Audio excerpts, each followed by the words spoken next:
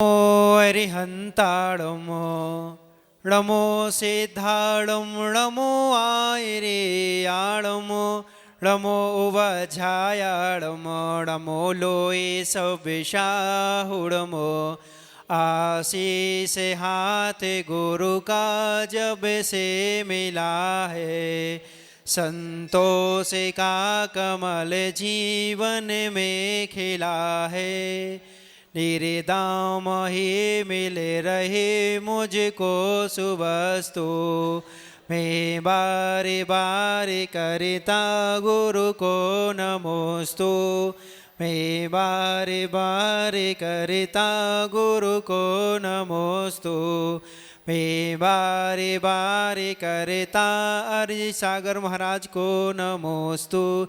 शिवरी देवाय देवे कजाट मूल नायक श्री महावीर भगवान की 24वां तीर्थंकर भगवान की आचार्य गुरुदेव 108 श्री चर्या श्रोमणी आचार्य गुरुदेव 108 श्री विशुद्ध सागर जी महामुनि राज की मुनि श्री अरजीत सागर जी महामुनि राज की समस्त मुनि संघ की। चलिए खड़े खड़े हो जाएंगे। चलिए दोनों हाथ जोड़ेंगे। हे गुरुदेव आपके चरणों में नमोस्तु नमोस्तु नमोस्तु। हे गुरुदेव आप अपनी दिव्यमयी पावनमयी अमृतमयी वाणी से हम सभी के लिए जिनवाणी का रसपान करा के कृतार्थ कीजिए। नमोस्तु गुरुदेव नमोस्तु गुरुदेव। नमः सिद्धेभ्यः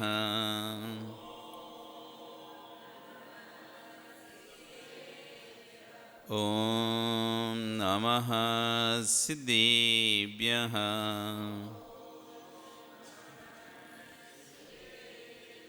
ओम नमः सिद्धेभ्यः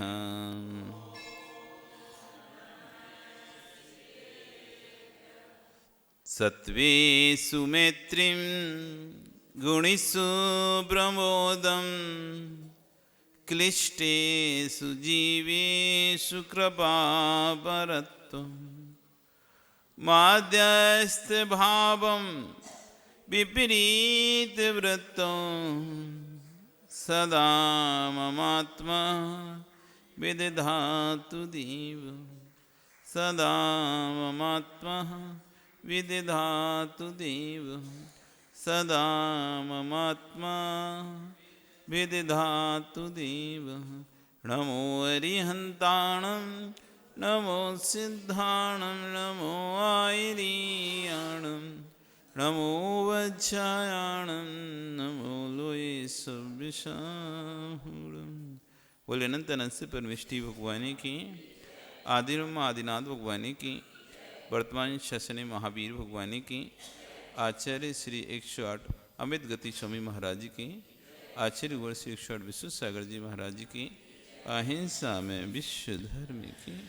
चलिए परम पूज्य श्रवण मुनि श्री अरजीत सागर जी महामुनि राज की समस्त मुनि संघ की जयकारा गुरुदेव का।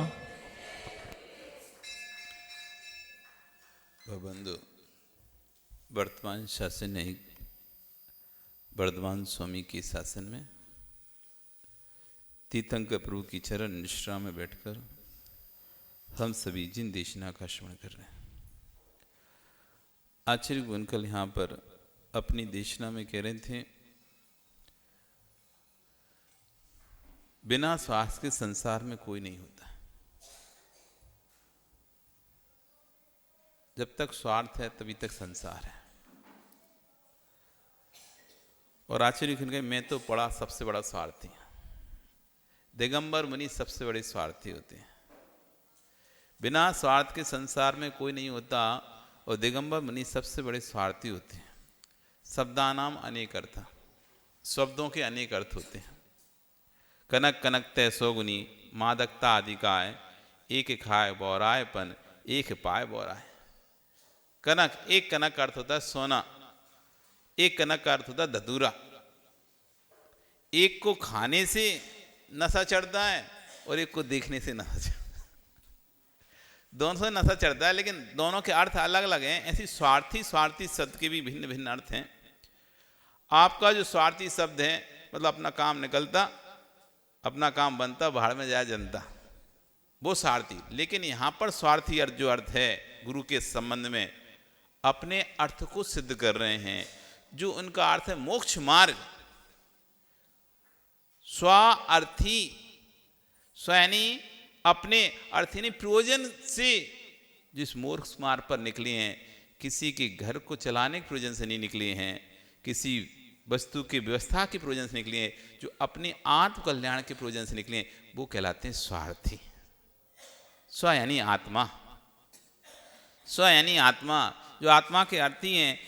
तो कह रहे हैं मैं तो परम स्वार्थी हूँ, ये मैं पहले ही कह देता हूँ। हाँ, यथार्थ मानिए, जब मैं समय पर सामयिक में बैठता हूँ तब मुझे मेरी आत्मा दिखती है, मुझे लोग नहीं दिखते।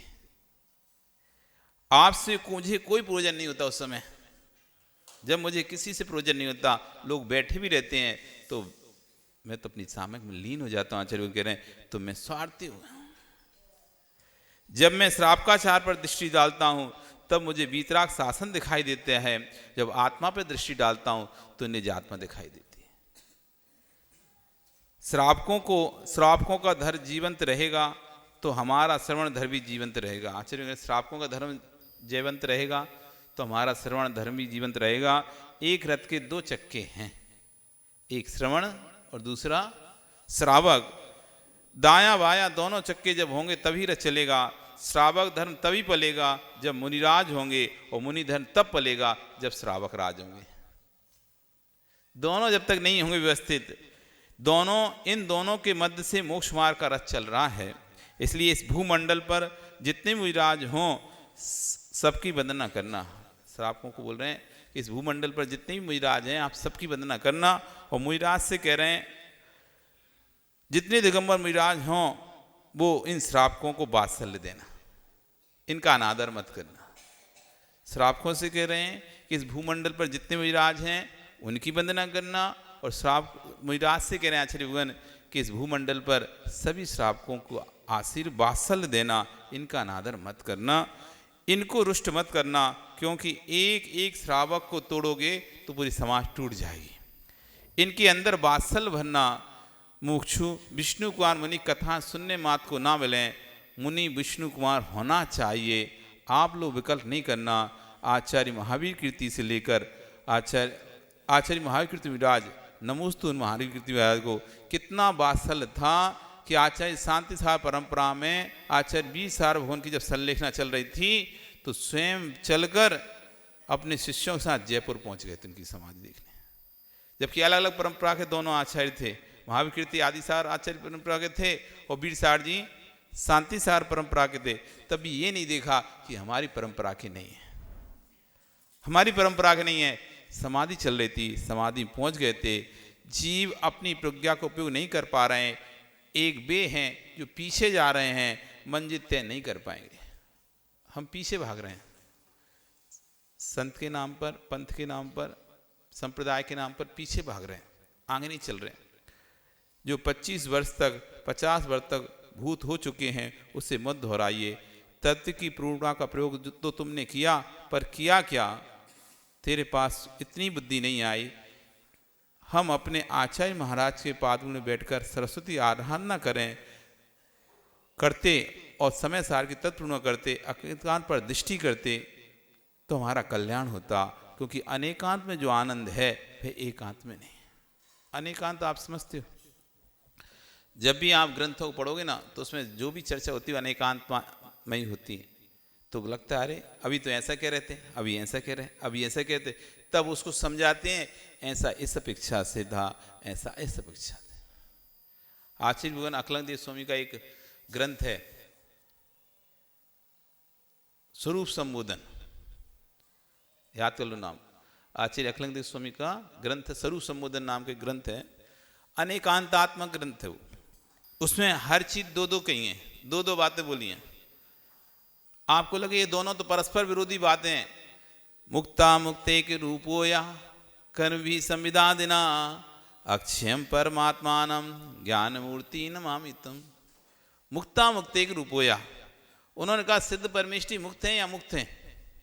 आप दो प्रकार के जीव मानते हो ना, एक संसारी जीव और दूसरे मुक्त जीव। मुक्त जीव में कौन डालते हो? मुक्त जीव में किसको गिनते हो? सिद्धों को गिनते हो ना। संसारी जीव में से एक इंद्री से लेके 5 इंद्री तक के जीव आ गए। और मुक्त जीव में कौन गिनते हो? सिद्ध परमिष्ठी गिनते हो। तो ये सिद्ध परमिष्ठी मुक्त हैं कि अमुक्त हैं? मुक्त हैं या मुक्त हैं? अब आचार्य हम कह रहे हैं अमुक्त हैं और हम कह रहे हैं मुक्त हैं। अब इसको घटित करना है अनेकांत से। आचार्य कह रहे हैं सिद्ध मुक्त हैं ये तो दुनिया जानती है, लेकिन सिद्ध अमुक्त हैं ये कोई नहीं जानता है। सिद्ध मुक्त भी हैं, सिद्ध अमुक्त भी हैं। सिद्ध कर्मों से मुक्त हैं, ज्ञान से मुक्त नहीं हुए हैं। सिद्ध किससे मुक्त हुए हैं? मुक्त कोई रस्सी जंजीर से बंधे नहीं थे जो मुक्त हो गए। मुक्त किससे हुए? कर्म छूट गए। जो 8 कर्म उनके आत्मा में लगे हुए थे, वे 8 कर्मों का नाश हो गया, इसलिए मुक्त हो गए। लेकिन उस आत्मा में गुण भी तो अनंत हैं। उन गुणों से सिद्ध मुक्त नहीं हुए हैं। उन गुणों से सिद्ध मुक्त नहीं हुए, क्योंकि अनेक दर्शन ऐसे हैं जो मोक्ष का मतलब मानते हैं आत्मा का गुणों से पृथकीकरण। आत्मा का और गुणों का ना अलग अलग हो जाना, उसका नाम मोक्ष मानते हैं। उसका खंडन करने के लिए कह रहे हैं हमारे सिद्ध परमिष्टि ऐसे नहीं है कि अब वे निर्गुण हो गए हों, अब उनमें गुण नहीं रहे हों। क्योंकि वैशेषिक दर्शन मानता है मोक्ष मतलब आत्मा से गुणों का पृथकीकरण का नाम मोक्ष है। सब दर्शनों में एक स्थान दिया है मोक्ष नाम का, पर उसकी व्याख्यान अलग अलग है। सांख्य कहता है प्रकृति और पुरुष का भिन्न हो जाना मोक्ष है, तो वैशेषिक दर्शन कहता है कि आत्मा से गुणों का निकल जाना मोक्ष है। जैन दर्शन कहता है आत्मा से कर्मों का पृथक हो जाना मोक्ष है।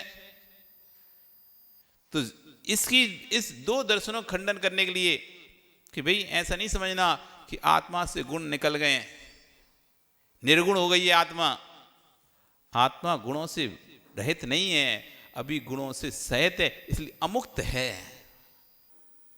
वे सिद्ध परमिष्टि कैसे हैं? अमुक्त हैं। कर्म भी कर्मों से तो मुक्त हैं संविदा देना, लेकिन ज्ञान से अभी भी अमुक्त हैं, ज्ञान से मुक्त नहीं हुए हैं। यदि ज्ञान से सिद्ध परमिष्टि मुक्त हो जाएंगे तो आत्मा जड़ हो जाएगी, क्योंकि आत्मा की पहचान ही ज्ञान है। आत्मा की पहचान क्या है? किसी वस्तु को बताना है कि ये जीव है या अजीव है, किससे पहचान करेंगे? ज्ञान से पहचान करेंगे। इसमें ज्ञान पाया जाता है नहीं पाया जाता? इसमें ज्ञान नहीं पाया जाता, ये अजीब है।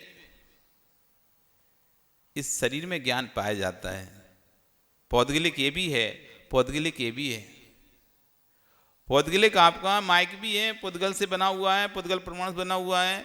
इसका भी गलन होगा, ये भी नष्ट होगा। ये भी शरीर पुद्गल प्रमाण से बना है, ये भी नष्ट होगा। शरीर भी कितना भी संभाल के रखो, धीरे धीरे धीरे बदल रहा है नहीं बदल रहा शरीर? ओ हनुमान जी देखो कैसा बदल गया। 3 दिन में आप कैसे लगने लगे? लगने लगा बुढ़ापा आ गया। अभी तक लग रहा था जवानी है, अब लग रहा है कि सही में बुढ़ापा आ गया। समय समय ये शरीर धीरे धीरे धीरे धीरे धीरे धीरे साथ छोड़ता रहता है, साथ छोड़ता है। ये बदल रहा है। जैसे ये पुराना हो जाता है ऐसे शरीर भी पुराना, क्योंकि ये भी पुद्गल है और ये भी पुद्गल है। और पुद्गल का कार्य ही है पूर्ण गलन होना। पुद्गल का धर्म ही है नष्ट होना, तो नष्ट हो रहा है। चाहे ये है पर ये है, लेकिन इस पुद्गल में ज्ञान नहीं है, इसलिए जीव नहीं है। लेकिन इस पुद्गल में ज्ञान है, इसके अंदर आत्मा विराजमान है, इसलिए ये पुद्गल जीव है। इसलिए इसको जीव संज्ञा से संबोधित करते हैं। जीव को मत मारो, जीव को मत मारो। कोई गाल पर चांटा मार रहा है, आप कहते हो जीव को मत मारो। जीव को कैसे मारेगा? जीव तो अमूर्तिक है, उसमें तो पड़ेगा ही नहीं। चांटा पड़ेगा तो किसमें पड़ेगा? शरीर पर पड़ेगा। शरीर तो कैसा है?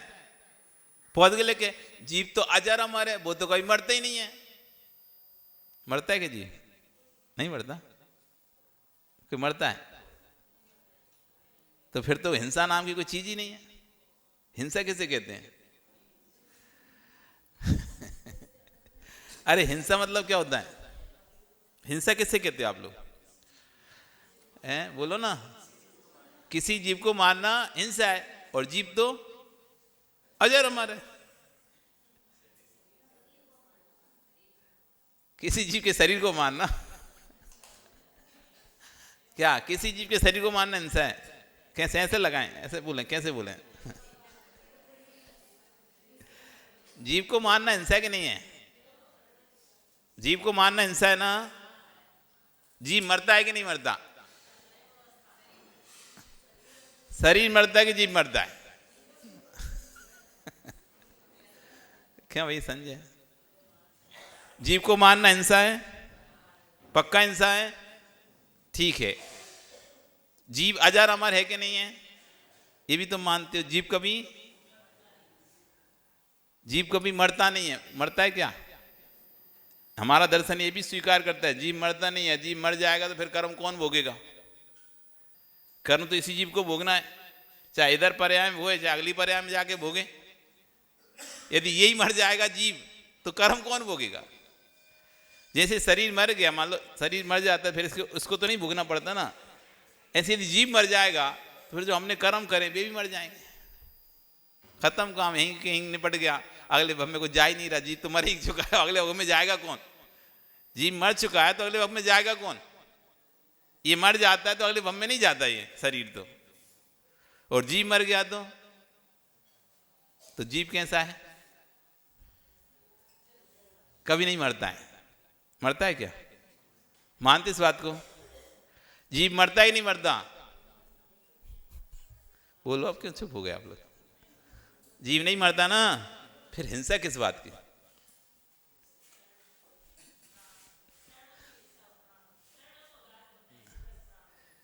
जीव तो मरते ही नहीं है। कोई कह सकता है जीव तो अजर अमर है। पुद्गल मरता है, जीव का मरता है। पर जीव मरता है ये व्यवहार से कहा जाता है, क्योंकि व्यवहार से जीव जीता है। ते काले चद प्राणा इंद्रिय बल माऊ आण पाणोआ भवारा सो जीवा निश्चय ने जूती जना दश्य। निश्चय ने से ना तो जीव का जन्म है ना जीव का मरण है। वो तो चेतन है, वो तो चेतन है, सदैव चेतन रहेगा।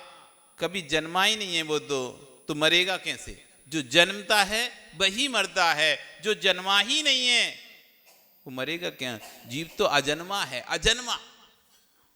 इसका कभी जन्म हुआ ही नहीं है, लेकिन फिर भी व्यवहारने से ये जो जीव है वो 10 प्राण के सहारे से रहता है। तुम्हारे पास कितने प्राण? 1 प्राण के 2 प्राण? कितने प्राण है पंकज? तुम्हारे प्राण कहाँ हैं? देवी में कि तुम में? किसी के देवियों में प्राण होते हैं, तुम्हारे प्राण भगवान में। 10 प्राण से जीव जीता है। कितने प्राण से जीता है? कम से कम 4 और अधिक से अधिक 10। 1 प्राण नहीं तुम्हारे। कितने प्राण है योगेश? 10 प्राण हैं। इन 10 में किसी का भी घात होगा तो ये जीव निकल जाएगा, भाग जाएगा शरीर छोड़ के। ये 10 प्राण सुरक्षित हैं तो जीव रहता है। और 10 प्राण में से 1 प्राण भी गड़बड़ हुआ, जीव निकलने की कोशिश करता, चलो भैया यहाँ से प्राण कम हो गए। कौन कौन से? 5 इंद्रियां। ये 5 इंद्रियां हमारे प्राण हैं। स्पर्शन, रसना, घ्राण, चक्षु, कर्ण, शुद्ध। इस पर कुछ भी आघात होता है तो मरने के जीव के शरीर से निकलने के चांस हो जाते हैं। 5 इंद्रियां। फिर आयु, श्वासोश्वास। कोई आपकी नाक बंद कर दे, सांस लेना बंद कर दे, फिर रह पाएगा जीव इस शरीर में? नहीं रह पाएगा ना। आयु खत्म हो जाए फिर जीव इस शरीर में रह पाएगा क्या? नहीं रह पाएगा। 5 इंद्रियां हो गई, आयु हो गई, श्वासोश्वास हो गए, और 3 बल हो गए, मन बल, वचन बल और काय बल। ऐसे 10 प्राण हैं हमारे पास, क्योंकि हम पंचसंगी पंचेंद्रीय मनुष्य हैं। तिरंच असंगी तिरंच होता तो उसको मन नहीं होता, तो 9 प्राण हो जाते उसके पास। मनुष्य संगी होता है तिर्यंच असंगी भी होता है, संगी भी होता है। तो जो तिर्यंच असंगी होता है उसके मन नहीं होता तो एक प्राण कम हो जाता है उसके, वो 9 प्राणों से जीता है। जो 4 इंद्रिय होता है, स्पर्शन रचना घ्राण चक्षु कर्ण, उसके कान नहीं होते।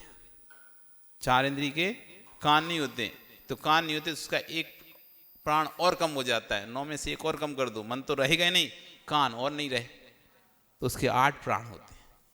जो 3 इंद्रिय होता है उसके क्या नहीं होती, स्पर्श रचना घ्राण चक्षु नहीं होते, उसके आंख नहीं होती 3 इंद्रिय के, चींटी आदि आंख नहीं होती, सूंघ सूंघ कर पहुंचती जहां भी पहुंचती हैं। तो एक प्राण उसका और कम हो गया, 8 में से एक कम गए तो 7 हो गए। जो 3 इंद्रिय जीव है वो 7 प्राण से जीता है। फिर 2 इंद्रिय जीव, उसका क्या नहीं होता, नाक नहीं होती 2 इंद्रिय की, बस मुंह और शरीर होता है, तो एक प्राण और कम हो गया, उस 6 प्राण से जीता है 2 इंद्रिय जीव। 1 इंद्रिय जीव, उसके मुंह नहीं होता और उसके बच्चन भी नहीं होते, तो 2 प्राण उसके और कम हो गए, 6 में से 2 घटे तो 4 प्राण। इससे कम किसी भी जीव के प्राण नहीं होते। शरीर होगा ही होगा, किसी ना किसी शरीर होगा, मतलब इंद्रियां, उसे इंद्रिय कह देंगे, स्पर्शन इंद्रिय, शरीर मतलब स्पर्शन इंद्रिय। मन आयु होगी उसकी, श्वासोश्वास होगी, बस आहार काय इंद्रिय आयु और श्वासोश्वास। काय मतलब कोई ना कोई काय तो रहेगी, फिर इंद्रिय रहेगी, एक इंद्रिय रहे, फिर आयु रहेगी और श्वासोश्वास, कम से कम 4 रहेंगे और अधिक से अधिक रहे तो 10 रहेंगे। तो हम 10 प्राणों से जीते हैं। इन 10 प्राणों का घात होना व्यभिचार से मरण है। इन 10 प्राणों का प्राप्त होना ये जन्म है। समझ आ रहा है? ये 10 प्राण मिलते हैं तो कहलाता है जन्म हो गया, ये 10 प्राण नष्ट होते हैं तो कहलाते हैं मरण हो गया व्यभिचार से। इसी प्राणों का घात होना और हिंसा है। इन 10 प्राणों का हमारे द्वारा घात हो जाना ये क्या कहलाती है, हिंसा कहलाती है। और इसलिए हम इसी अहिंसा की चर्चा करते हैं, इस 10 प्राणों को बचाने की चर्चा करते हैं। इसलिए हम एक इंद्रिय की भी रक्षा की बात करते हैं, क्योंकि एक इंद्रिय में भी श्वासोश्वास है, एक इंद्रिय में भी आयु है, एक इंद्रिय का भी शरीर है और एक इंद्रिय के पास भी एक स्पर्शन इंद्रिय है। आप उस पर पैर रखोगे एक इंद्रिय के ऊपर भी तो उसकी आयु, श्वासोश्वास, शरीर और इंद्रिय नष्ट होंगी, उसकी हिंसा हो जाएगी। इसलिए एक इंद्रिय की भी हिंसा की चर्चा करते हैं, एक इंद्रिय की भी रक्षा की चर्चा करते हैं। तो आशीर्वाद यहां क्या कह रहे थे, अनेकांत की बात कर रहे थे कि अनेक प्रकार के दर्शन हुए। जो दर्शन कोई कुछ मानता है, कोई कुछ मानता है, शब्दों के अर्थ एक होने पर भी, शब्द एक होने पर अर्थ अलग अलग भिन्न होते हैं। मोक्ष मोक्ष सब कह रहे हैं, लेकिन उनके यहाँ मोक्ष में आत्मा गुणों से रहित हो गई। लेकिन आचार्य ने कहा नहीं भैया, अमुक्त है आत्मा अभी भी, सिद्धालय में भले चली गई लेकिन कर्मों से मुक्त हुई है, ज्ञान से मुक्त नहीं हुई है। इसलिए मुक्ता अमुक्त एक रूप, मुक्ता मुक्त है आत्मा हमारी। कैसी है सिद्धों की आत्मा?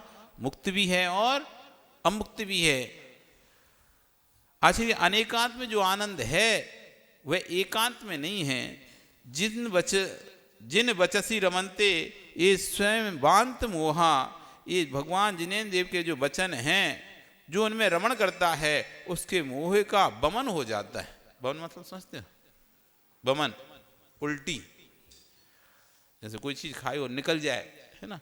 तो ऐसे जो मोह भरा हुआ है अंदर, वो जैन देव के वचन जब प्राप्त होते हैं तो वो बाहर निकल जाते हैं। मोह रूप मोह बाहर निकल जाता है, उल्टी, जैसे उल्टी बाहर से अपना शरीर का विकार बाहर निकल जाता है, ऐसे जिनेन्द्र देव की वचन रूपी औषधि का सेवन करने से मोह रूपी रोग बमन को प्राप्त हो जाता है, नहीं बाहर निकल जाता है।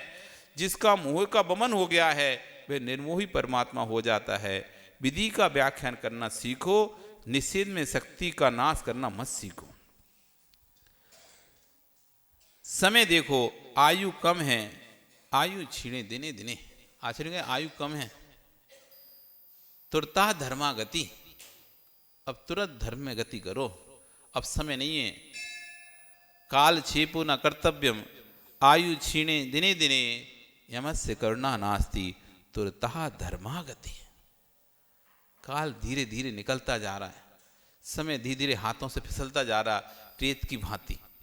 जैसे हाथ में रेत भर लो, थोड़ा थोड़ा करके करते करते करते 1 घंटे 2 घंटे 4 घंटे में हाथ आपका अपने आप खाली हो जाएगा। कितनी मुट्ठी बांध लो आप, फिर भी धीरे धीरे धीरे एक एक कण रिश्ता जाएगा और निकल जाएगा। तो कह रहे हैं का धीरे धीरे काल निकल रहा है। काल छेपो न कर्तव्यम, कर्तव्य खत्म ही नहीं हो रहे हमारे।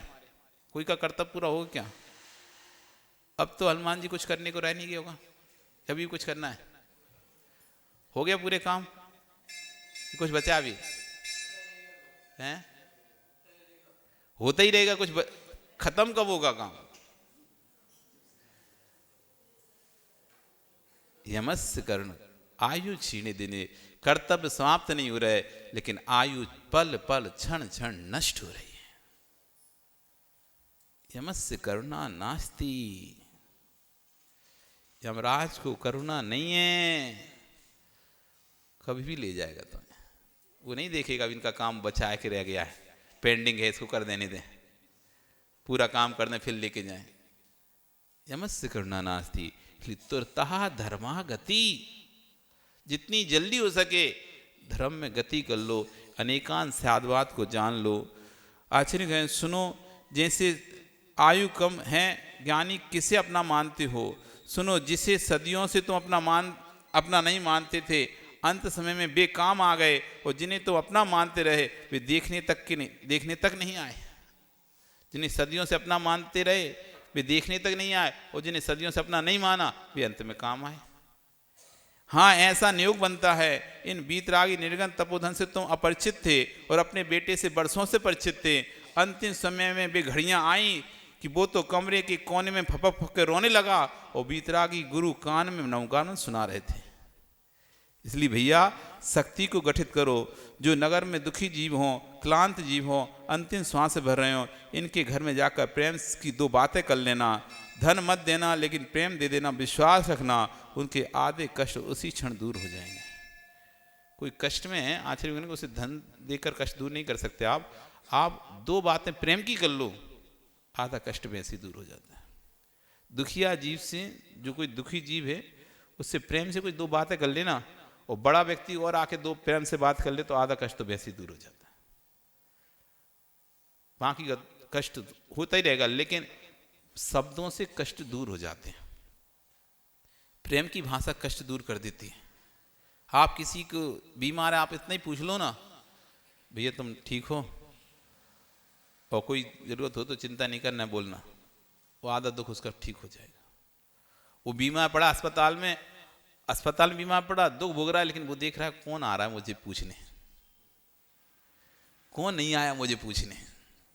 उसे कष्ट हो रहा है, देखो पीड़ा हो रही है। उसे उम्मीद थी आपसे कि अस्पताल में हम पड़े हैं, आप तो आओगे एक बार पूछने कि भैया क्या हो गया, कैसे हो, ठीक हो कि नहीं हो, और तुम पहुंचे नहीं। उसे बीमारी से जितना दुख नहीं था उससे दुख उससे बात का था, ये 24 घंटे मेरे साथ रहने वाला व्यक्ति, और देखो मैं बीमार पड़ा हूँ अस्पताल में, एक बार भी पूछने नहीं आया, झूठा फोन भी नहीं किया कि भैया तुम कैसे हो, पूछ लेता स्वास्थ्य ठीक है नहीं। बीमारी से कष्ट नहीं हो रहा, उसे कष्ट किस बात का हो रहा है? बीमारी का दुख है, वो दुख उसके लिए कुछ नहीं लग रहा। उसे सबसे बड़ा कष्ट है कि जो साथ में रहते थे, जो मुझे रोज देखते थे, रोज मिलते थे, आज एक व्यक्ति नहीं मुझे नहीं पूछा। एक बार क्या हुआ, जब ब्रह्मचारी थे तो एक फोड़ा हो गया पैर में, बाल तोड़ हो गया। अब ब्रह्मचारी थे तो अब उस समय चल रहा था पंच कल्याण का आचार्य का, बानपुर एक है यूपी में, एक बानपुर जगह है, तो हम पंच कल्याण चल रहा था और हमें हो गया फोड़ा और बहुत दर्द बुखार। अब 1 दिन 2 हो गए, 2 दिन हो गए, लेकिन ना कोई ब्रह्मचारी पूछे कुछ, ना कोई महाराज आए। अब हम अपने कमरे में पड़े रहे। 3-4 दिन बाद तो गुस्सा आ गया, अब तो रहनी नहीं है यहाँ पे, कोई पूछते ही नहीं है। हम गए आचार्य सिंह के पास, मैं आचार्य सिंह में जाना है। कि कहाँ जाना है? घर जाना है। क्यों?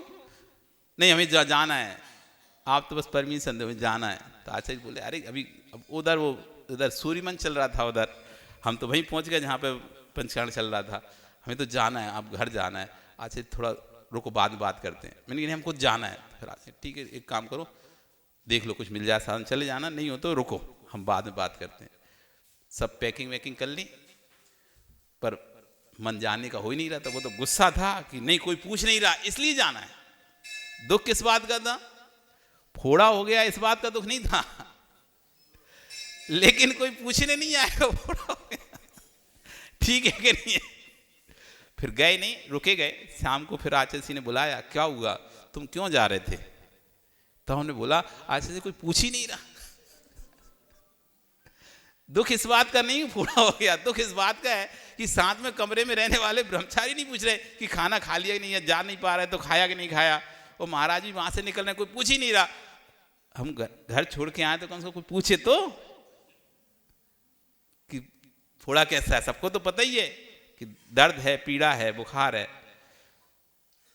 तब आचार्य की कोई बात नहीं, अब सब पूछ लेंगे कहने मतलब वहां पर बात बताने मतलब दर्द का दर्द नहीं था। दर्द किसका था? कोई पूछ नहीं रहा, इस बात का दर्द। बीमारी, आधा बीमार व्यक्ति तो इसी बात पर होता है, कोई पूछता नहीं है, और जैसे ही कोई पूछ लेता है तो ठीक हो जाता है। तो आशीर्वाद करें कि विश्वास रखना, आधे कष्ट तो उसी क्षण दूर हो जाएंगे जब तुम किसी से प्रेम भरी दो बातें कर लोगे। पैसे देने वाले बहुत मिल जाएंगे, लेकिन समय देकर सुनने वाले बहुत कम मिलेंगे। भैया विश्वास रखो, यहाँ लोग प्रवचन सुनने मात्र नहीं आते, थोड़ी देर क्षण भर शांति की अनुभूति करने भी आते हैं। यहाँ माँ सुनने नहीं आते सभी लोग, कुछ लोग सोचते हैं चलो थोड़ी देर तो शांति से बैठेंगे, शांति की अनुभूति करने भी आते हैं। बोले महाराज प्रवचन तो हम चैनल पर भी सुन लेते हैं, लेकिन शांति चैनल पर नहीं मिलती है। कि प्रवचन यहाँ पे हम सिर्फ प्रवचन सुनने नहीं आते। श्रावक कह रहा है महाराज हम यहाँ के सिर्फ प्रवचन सुनने आते, यहाँ आने के बाद थोड़ी शांति का अनुभव करते हैं। कि प्रवचन तो हम चैनल पर सुन लेते हैं, लेकिन चैनल पर शांति का वेदन नहीं होता। चैनल सुनते भले तुम प्रवचन हो, लेकिन कहीं इधर की बात याद आ रही, कहीं कोई कुछ बोल रहा है तो कहीं किसी को उत्तर दे रहे, किसी उत्तर दे रहे, लेकिन वहां शांति रहती कहाँ? सुनते सुनते विचार काम भी करते रहते हैं। उस वेदन के लिए यहाँ पर आए हैं, हिल भी नहीं रहे हैं, बोल भी नहीं रहे हैं, इसलिए दूर दूर से दौड़ा आया हूँ। देखो भैया क्या हो गया, माँ अपने बेटे को आंचल का पान कराए, लेकिन रोते बेटे को आंचल के पास भी रख लेगी तो वह बिलखता बेटा चुप हो जाएगा। बस हे माँ, पर्याय अनंत मिली हैं, जिसे तू आज पति बोल रही है वो पुत्र भी हो चुका है, इसलिए किसी एक के संबंध के राग में दूसरे संबंध से द्वेष मत कर बैठना। एक संबंध के राग में दूसरे संबंध से द्वेष मत करो।